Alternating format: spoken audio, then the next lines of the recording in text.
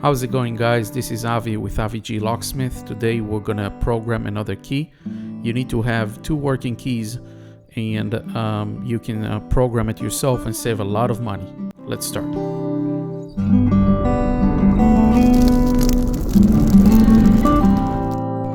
So in order to start, you need to have two working keys, original keys, and I have here three extra keys that they are not programmed, and we're gonna program each one of them.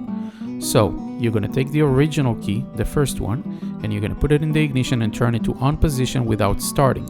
After a couple of seconds, turn it back off and remove the key.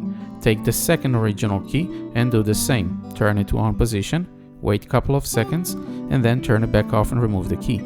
Take the new key, the unprogrammed one, do the same, and you need it to leave it on until you hear the door lock cycle. And it's going to say on the dashboard that the key has been programmed. You can remove it and test the buttons, make sure that everything works the way it should. We're going to do it to a couple of more keys. This is not programmed, so I'm going to take again the original key, put it on position, couple of seconds, and remove the key. Take the second original key, put it on position, couple of seconds, and remove the key. Now I'm going to take the unprogrammed one, and I'm going to put it in the ignition, turn it, and wait for the cycle. There you go.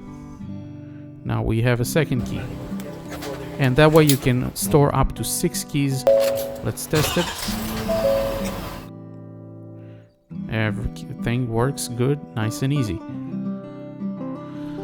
So I'm going to program the last one. Second key on and off.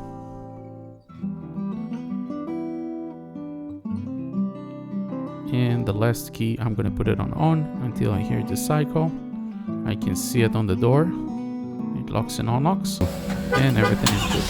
Thank you so much for watching. If you have any questions about it, write it in the comments and I'll be able to assist. Thank you very much.